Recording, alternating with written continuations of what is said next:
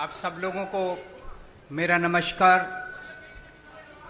सत श्री अकाल, सबको मेरा प्रणाम। आज से 5 साल पहले पंजाब के लोगों ने बड़ी उम्मीद करके कांग्रेस पार्टी की सरकार बनाई थी,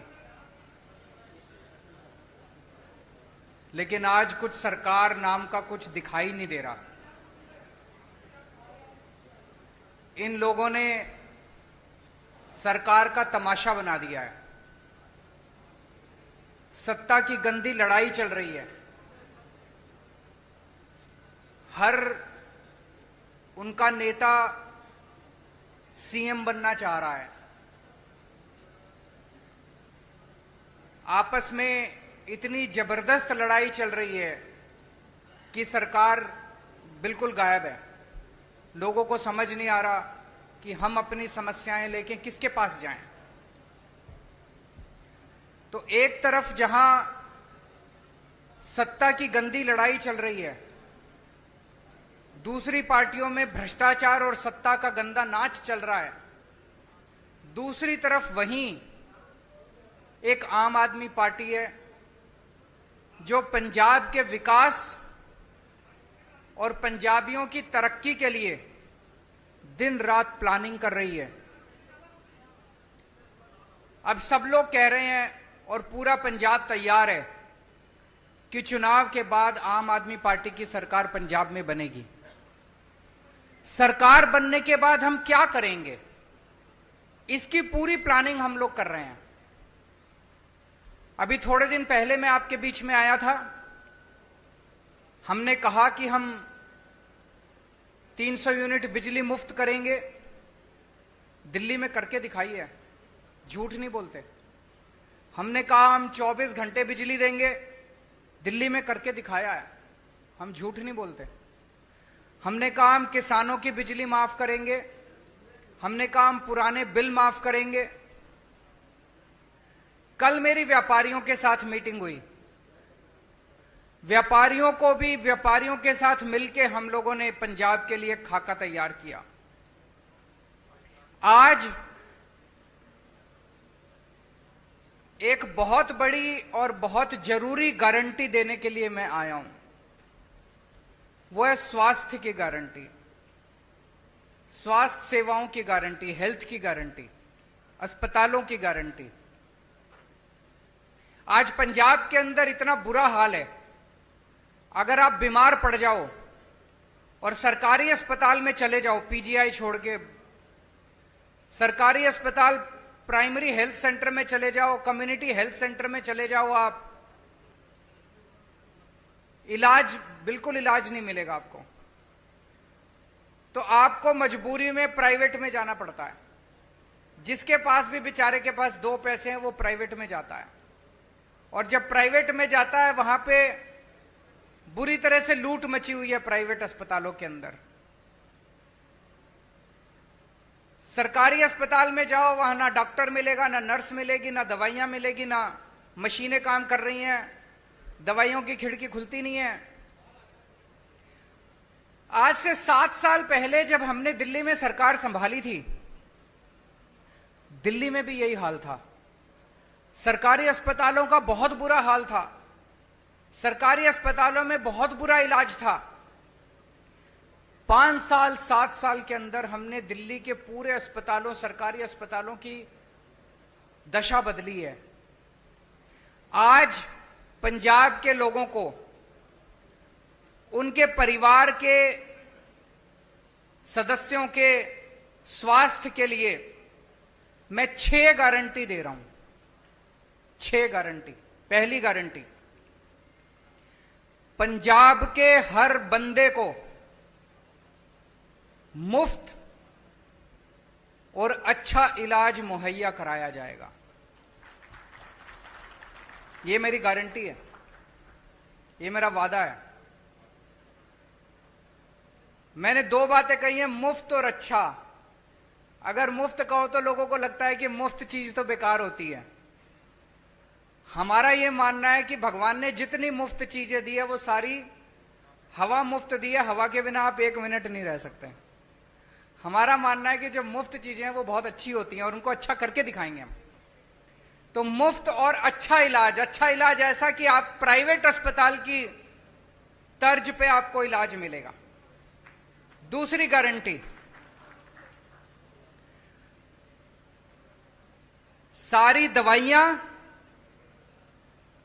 सारे टेस्ट, सारा इलाज, सारा ऑपरेशन, सब कुछ मुफ्त होगा। दिल्ली में करके दिखाया है। दिल्ली में अच्छा इलाज भी दे रहे हैं, मुफ्त इलाज भी दे रहे हैं। और आप सरकारी अस्पताल में चले जाओ, महंगी से महंगी दवाई अगर कोई इंजेक्शन आपका 10,000 रुपए का भी आता है, मुफ्त मिलता है आपको दिल्ली के सरकारी अस्पताल के अंदर। आज पंजाब के अंदर अगर आप किसी सरकारी अस्पताल में जाओ, दवाइयां मिलती हैं? नहीं मिलती। डॉक्टर एक पर्ची पे लिख देता है, कहते हैं बाहर से ले लेना दवाई। दवाइयों की खिड़की खुलती नहीं है। आम आदमी पार्टी की सरकार बनने के बाद हर सरकारी अस्पताल के अंदर सारी दवाइयां मिलेंगी, दवाइयों की खिड़की खुलेगी। हम इंश्योर करेंगे कि सारी दवाइयां मिलनी चाहिए। आज पंजाब के सरकारी अस्पतालों के अंदर कोई मशीन काम नहीं करती, एक्सरे की मशीन काम नहीं करती, या तो मशीनें है ही नहीं, और या मशीनें काम नहीं करती, या मशीनें चलाने वाले नहीं हैं। दिल्ली में भी यही हाल था। आज दिल्ली के अंदर सारी मशीनें हैं, मशीनें काम करती हैं और मशीन चलाने वाले भी हैं। पंजाब के भी सारे अस्पतालों के अंदर दवाइयां भी फ्री मिलेंगी, सारी मशीनें भी चालू होंगी। मशीनें होंगी और मशीनें चालू होंगी।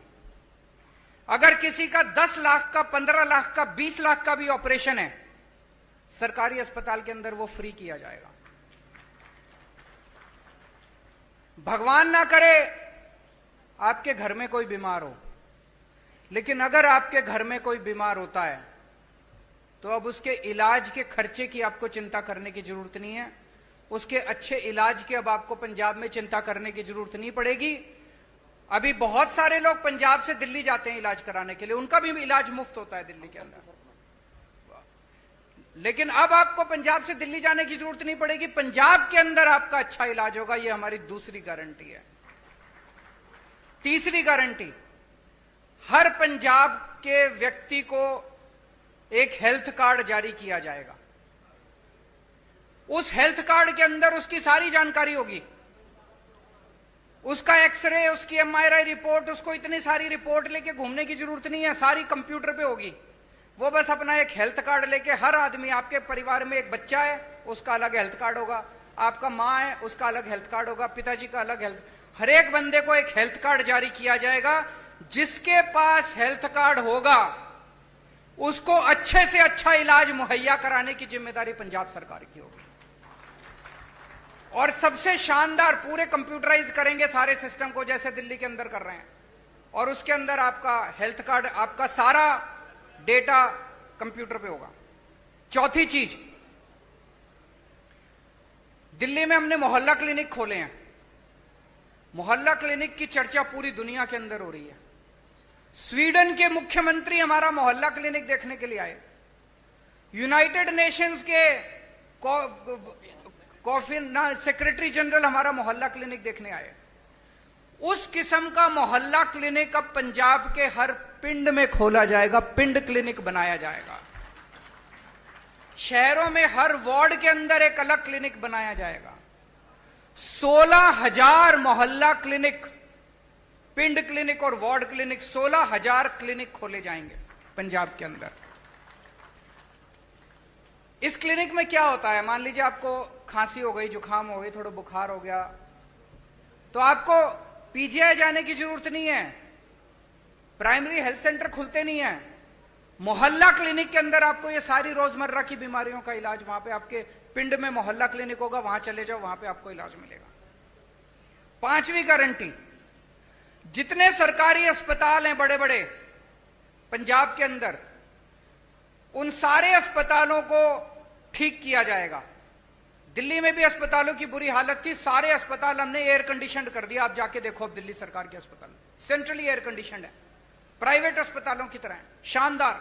ऐसे ही पंजाब के सारे बड़े सरकारी अस्पतालों को शानदार बनाया जाएगा, अच्छा बनाया जाएगा।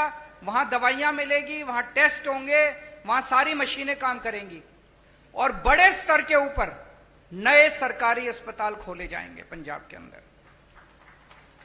और छठी और आखिरी गारंटी, दिल्ली में हमने योजना चालू की है, अगर किसी का एक्सीडेंट हो जाए, हमने ऐलान किया है कि अगर किसी का रोड पे एक्सीडेंट हो जाए, जो उसको देखे उसको अस्पताल में एडमिट करा दो, चाहे बगल में जितना भी बड़े से बड़ा अस्पताल है, महंगे से महंगा अस्पताल है, आदमी की जान बचाना जरूरी है, उसमें जाके उसको एडमिट करा दो, उसका सारा खर्चा दिल्ली सरकार देती है। पंजाब के अंदर भी किसी का भी एक्सीडेंट होगा, रोड एक्सीडेंट किसी का भी होगा, उस रोड एक्सीडेंट के विक्टिम को उसका पूरा का पूरा इलाज पंजाब सरकार कराएगी, उसको अपनी जेब से एक भी पैसा देने की जरूरत नहीं है।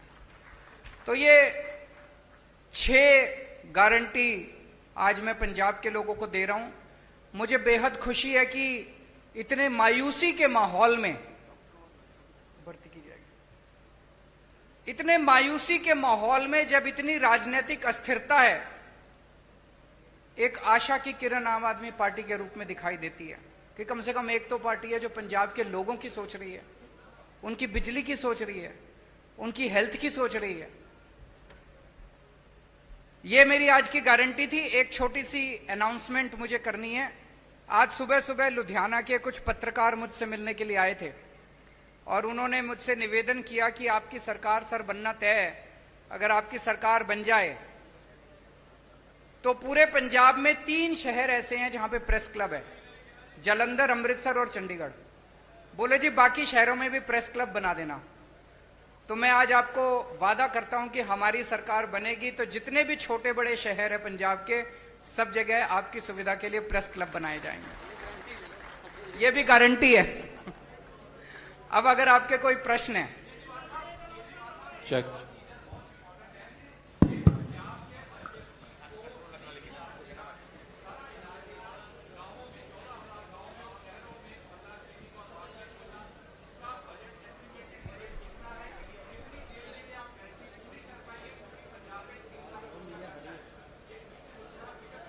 मैं आपको इन्होंने बड़ा अच्छा प्रश्न पूछा है, 1 मिनट सुन लीजिए जरा। इन्होंने पूछा है जी पैसा कहां से आएगा। मैं आपको एक छोटा उदाहरण देता हूं, उदाहरण से आपको समझ आ जाएगा। जब हमारी दिल्ली में सरकार बनी थी पहली बार, मैं बता दूंगा आपको, सुनिए तो सही। जब हमारी सरकार बनी थी, हमने अपने मैनिफेस्टो में पहली बार नहीं डाला था कि हम फ्री करेंगे, इलाज फ्री करेंगे। हमने एक फ्लाईओवर बनाया, वजीरपुर फ्लाईओवर। वजीरपुर फ्लाईओवर बनना था 300 करोड़ का और बन गया 150 करोड़ का। वो 150 करोड़ बच गए एक फ्लाईओवर में। फिर मैंने कैबिनेट मीटिंग बुलाई। कैबिनेट मीटिंग में हमने तय किया भाई ये 150 करोड़ रुपया बच गया, इसका क्या करें। तो हमने कहा भाई एस्टीमेट बनाओ कि अगर हमें अपने लोगों की सारी दवाइयां और इलाज फ्री करना हो तो कितना खर्चा आएगा। तो पता चला, अफसरों ने एस्टीमेट लगाया, पता चला 150 करोड़ आएगा। एक फ्लाईओवर के बनाने की बचत में हमने पूरी दिल्ली का सारी दवाइयां और सारा इलाज मुफ्त कर दिया। मैं आपको ये उदाहरण इसलिए दे रहा हूं, ये जो जनता के काम है ना, इन कामों को करने में ज्यादा पैसा नहीं लगता। पैसा तब लगता है जब रिश्वतखोरी में और भ्रष्टाचार में सारा पैसा लूट लिया जाता है। ये जितना मैंने कहा है, ये सारा करने में कोई बहुत ज्यादा पैसा खर्च नहीं हो। जैसे मोहल्ला क्लिनिक आप एस्टिमेट बना लो, 20 लाख रुपए का एक मोहल्ला क्लिनिक बनता है, 15,000 बनाएंगे, आप देख लो कितने लगेंगे। दवाइयां और इलाज मुफ्त करने में बहुत कम लगेगा। मैंने बताया दिल्ली का 200-250 करोड़ का टोटल पूरी दिल्ली का दवाइयों का बजट आता है, पंजाब का 300-350 करोड़ का हो जाएगा, 400 करोड़ का हो जाएगा। इससे फालतू क्या होगा। तो जो एक चीज मैं आपको कह दूं कि मैं जो कहता हूं सारा होमवर्क करके लाता हूं, इसमें मैं और भी बड़ी बड़ी चीजें कर सकता था। मैं वही चीजें लिख के लाया हूं जो मैंने दिल्ली में करके दिखाई हैं। अब पंजाब में और ज्यादा करेंगे तो दिल्ली वालों को जाके कहेंगे पंजाब में कर दिया, आप दिल्ली में भी करेंगे। अरविंद जी, एक और अरविंद जी इधर, हाँ, आप- this side, Arvind ji this side. Bhagwant ji ਤੁਹਾਡੇ ਨਾਲ बैठे हैं, सीएम फेस दी घुंड चुकाई कदों तक करोगे अरविंद जी? एक मिनट, वो सीएम फेस पूछ रहे हैं उनसे बात। कौन है, किस? दिस साइड भगवंत जी ਤੁਹਾਡੇ ਨਾਲ बैठे हैं, ਤਾਂ सीएम फेस ਦੀ ਜਿਹੜੀ ਘੁੰਡ ਚੁਕਾਈ ਹੈ ਉਹ ਕਦੋਂ ਤੱਕ ਕਰੋਗੇ ਤੁਸੀਂ? समय आने पे सीएम फेस की अनाउंसमेंट भी होगी। भगवंत मेरा छोटा भाई है, ये जो आप अखबारों में कुछ कुछ छापते रहते हो ना, ऐसा कुछ भी नहीं है। एक मिनट सुन लो, मेरी बात पूरी सुन लो। भगवंत मेरा छोटा भाई है। एक मिनट सुनो तो सही यार, सुन तो लो, बात तो पूरी सुन लो। एक टाइम ऐसा था जब ये लाखों रुपए कमाता था अपना एंटरटेनमेंट शो वगैरह करके। उसने सब कुछ छोड़ दिया पंजाब के लिए। तब तो आम आदमी पार्टी में नहीं आए थे, कोई कैरियर बनेगा कुछ होगा ऐसा कुछ नहीं था। पंजाब के लिए त्याग किया उसने। हमारी पार्टी में कोई भी व्यक्ति, मैंने कई बार बोला है, कोई पद और उसके लिए नहीं आया। सब लोग समाज के लिए और देश के लिए आए हैं। समय आने पे मैंने बार बार बोला है, आपको अच्छा सीएम देंगे, अच्छा फेस देंगे, कोई भी हो सकता है वो। अभी हम इसके बारे में सोच नहीं रहे हैं।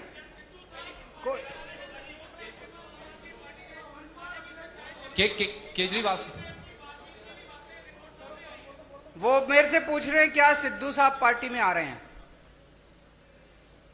ये एक हाइपोथेटिकल क्वेश्चन है, काल्पनिक क्वेश्चन है। कभी भी अगर कुछ ऐसा होगा सबसे पहले आप ही को बताएंगे। ਕੇਜਰੀਵਾਲ ਸਾਹਿਬ ਕਾਂਗਰਸ ਪਾਰਟੀ ਦੋ ਹਿੱਸਿਆਂ ਦੇ ਵਿੱਚ ਵੰਡੀ ਗਈ ਹੈ। ਹੁਣ ਇਹ ਕਿਹਾ ਜਾ ਰਿਹਾ ਹੈ ਕਿ captain Amarinder Singh BJP join ਕਰ ਸਕਦੇ ਨੇ ਤੇ ਜਿਹੜੇ ਮੌਜੂਦਾ ਸੀਐਮ ਹੈ ਚਰਨਜੀਤ ਸਿੰਘ ਚੰਨੀ ਉਹ ਖੁਦ ਨੂੰ ਆਮ ਆਦਮੀ ਕਰਕੇ ਪ੍ਰੈਜ਼ੈਂਟ ਕਰ ਰਹੇ। ਮਤਲਬ ਜਿਹੜਾ ਤੁਹਾਡਾ ਆਈਡੀਆ ਆਈਡੀਓਲੋਜੀ ਹੈ ਉਹ ਵੀ ਕਿਤੇ ਹਾਈਜੈਕ ਹੋ ਰਹੀ ਹੈ ਤੇ ਤੁਸੀਂ ਇਸ ਚੀਜ਼ ਦਾ ਐਨਾਲਿਸਿਸ ਕਿਵੇਂ ਕਰ ਰਹੇ ਹੋ? वो ये कह रहे हैं, एक प्रश्न ये है कि भाई चन्नी साहब हमारी नकल कर रहे हैं, यही कह रहे हैं आप? केजरीवाल की नकल करना आसान है, अमल करना मुश्किल है। मैं एक मिनट इसको क्लियर कर देता हूं। जब पहली बार मेरी 49 दिन की सरकार बनी, 49 दिन में 32 अफसरों को जेल भेजा था जो भ्रष्टाचार कर रहे थे। हंगामा मच गया था दिल्ली के अंदर। आज मैं नहीं कह रहा, आरोप लग रहे हैं कि भ्रष्टाचारी और दागी अफसरों को बड़ी से बड़ी पोस्ट दी जा रही है। अमल करना मुश्किल है। एक मिनट, मेरे एक दिन मैं ऑफिस में बैठा था, मेरे पास एक किसी ने ऑडियो टेप भेजी व्हाट्सएप पे। उसमें मेरा एक मंत्री दूसरे किसी बंदे से 5 लाख रुपए मांग रहा था। भाई साहब, 1 घंटे के अंदर प्रेस कॉन्फ्रेंस करके मैंने उस मंत्री को सस्पेंड कर दिया और सीबीआई को केस भेज दिया। आज आरोप लग रहे हैं कि चन्नी साहब के मंत्रिमंडल के अंदर दागी मंत्री हैं, उनकी पार्टी के अंदर दागी विधायक हैं। तो मैं उनसे कहना चाहूंगा कि केजरीवाल की नकल करने के साथ साथ उस पर अमल करने का साहस और हिम्मत लेके आइए। केजरीवाल साहब, एक सबसे बड़ा जो सवाल था बेरोजगारी का, केजरीवाल साहब इधर इस तरफ बोलिए बोलिए बोलिए बोलिए बोलिए बोलिए बोलिए। एक बेरोजगारी का सबसे बड़ा इशू पंजाब में है, और पंजाब में आपको लगता है कितने परसेंट दर है बेरोजगारी की? और दिल्ली में आपकी सरकार बनने से पहले कितनी बेरोजगारी थी और कितना आपने उसको दिया? और दूसरा, एसवाईएल के मुद्दे पे क्या स्टैंड आपका? बेरोजगारी बहुत बड़ी समस्या है। दिल्ली के अंदर बेरोजगारी को लेकर हमने कई सारे कदम उठाए हैं। अगर मैं ये कहूं कि दिल्ली में बेरोजगारी खत्म हो गई, ये गलत होगा। लेकिन आपको एक छोटा सा आंकड़ा देना चाहता हूं। अभी कोरोना के टाइम में बेरोजगारी बहुत ज्यादा बढ़ गई, बहुत ज्यादा लोगों की नौकरियां चली गई, फैक्ट्रियां बंद हो गई, दुकानें बंद हो गई, बाजार बंद हो गए। हमने एक जॉब पोर्टल बनाया कि जो जो लोगों को नौकरियां देनी है वो अपनी नौकरियां पब्लिसाइज कर दें, और जिन लोगों को रोजगार चाहिए वो उसके ऊपर अपना। आपको जान के ताज्जुब होगा, मैंने जब वो पोर्टल बनाया था दिल्ली सरकार ने, हमें लगा था कि अगर 25-30 हजार भी नौकरियां अगर आ जाएंगी तो हम मानेंगे कि बड़ी सफल हो गए। 2 महीने के अंदर 10 लाख नौकरियां उस जॉब पोर्टल के ऊपर आई, 2 महीने में। बहुत सारे लोगों को नौकरियां मिली। जितने लोगों की नौकरियां गई थी कोरोना के टाइम में, बहुत सारे लोगों को नौकरियां वापस मिली। हमने ढेरों स्कूल बनाए हैं, ढेरों मोहल्ला क्लिनिक बनाए हैं। वहां पे हम लोगों ने हर बस के अंदर बस मार्शल नियुक्त किए हैं। इसमें इतनी नौकरियां निकली हैं, इतनी नौकरियां। हमने डोर स्टेप डिलीवरी शुरू की है, घर घर के अंदर हम इतनी नौकरियां निकली हैं। वो सारे काम पंजाब के अंदर भी किए जाएंगे और मैं समझता हूं कि इससे पंजाब के बेरोजगारों को नौकरी मिलने में सुविधा होगी। और उसके पहले कल भी मैंने कहा था, मैं चन्नी साहब से निवेदन करना चाहता हूं कि कैप्टन साहब ने प्रॉमिस की थी कि मैं हर एक को रोजगार दूंगा। उन्होंने कार्ड भी दिया था, आज तक बच्चे कार्ड लेके घूम रहे हैं। मेरी उनसे निवेदन है कि कैप्टन साहब के वादे को पूरा करें, हर बच्चे को नौकरी दें बेरोजगार को, और जब तक नौकरी नहीं मिलती वो बेरोजगारी भत्ता दें। सर ਤੁਸੀਂ ਹੁਣੀ ਕਿਹਾ साढ़े ਕਿ चार ਇੰਨਾ साल ਕੁਝ ਫ੍ਰੀ ਕਰੋਗੇ। ਕੇਜਰੀਵਾਲ ਸਰ ਤੁਸੀਂ ਹੁਣੀ ਕਿਹਾ ਕਿ ਇੰਨਾ ਕੁਝ ਫ੍ਰੀ ਕਰੋਗੇ। 300 ਲੱਖ ਕਰੋੜ ਦਾ ਕਰਜ਼ਾ ਪੰਜਾਬ ਦੇ ਉੱਤੇ ਹੈਗਾ। ਇੰਨਾ ਕੁਝ ਫ੍ਰੀ ਕਰਨ ਦੇ ਬਾਵਜੂਦ ਇਹ ਜਿਹੜਾ ਕਰਜ਼ਾ ਉਹ ਕਿੱਦਾਂ ਉਤਰੇਗਾ ਜੇ ਸਰਕਾਰ ਤੁਹਾਡੀ ਆਉਂਦੀ ਹੈ? दिल्ली पे भी बहुत कर्जा था। दिल्ली का बजट जब हमारी सरकार बनी घाटे में चल रहा था। आज 2019 की सीएजी की रिपोर्ट है जिसमें सीएजी ने कहा है, मैं नहीं कह रहा, कंट्रोलर ऑडिटर जनरल ने बोला है कि पूरे देश में अकेली दिल्ली सरकार है जो घाटे में नहीं चल रही, नफे में चल रही है। एक मिनट सुन लो, नफे में चल रही है। कैसे किया हमने? हमारी सरकार बनने के पहले दिल्ली सरकार घाटे में चल रही थी, कर्जा चढ़ा हुआ था। आज दिल्ली सरकार पे एक नए रुपए का कर्जा नहीं है। केवल और केवल एक चीज से, भ्रष्टाचार खत्म कर दिया, रिश्वतखोरी खत्म कर दी। सरकारों में पैसे की कमी नहीं है, नीयत की कमी है। अच्छी नीयत वाली सरकार लेके आइए, आप देखिए क्या से क्या हो सकता है। अच्छा केजरीवाल साहब आखिरी क्वेश्चन केजरीवाल साहब बोलिए केजरीवाल साहब आपकी मेरे को जिसके पास माइक है वो बोल दीजिए। केजरीवाल साहब इधर दिस साइड बोल दो केजरीवाल साहब आपके नेताओं का कहना है, हाई प्रोफाइल नेताओं का, दिस साइड बोलिए केजरीवाल साहब आपके नेताओं का कहना है, विधायकों का कहना है कि पंजाब में किसानों को पराली जलाने के लिए दंडित किया जाना चाहिए, जो कथित तौर पर दिल्ली को प्रदूषण करता है। आपका इस पे स्टैंड क्या है? आप स्टैंड पे कायम है? किसने बोला है? एक मिनट किसने बोला कि पंजाब के किसानों को दंडित करना चाहिए? बिल्कुल नहीं बोला। आप दिखा दीजिए। एक मिनट आप ये स्टेटमेंट दिखा दीजिए कि आम आदमी पार्टी के किसी ने बोला मैं राजनीति छोड़ दूंगा। झूठ मत फैलाइए, गलत मत बोलिए। पत्रकार की जिम्मेदारी है जनता को सच बताना। अब मैं आपको बताता हूं, एक मिनट सुनिए मेरी बात।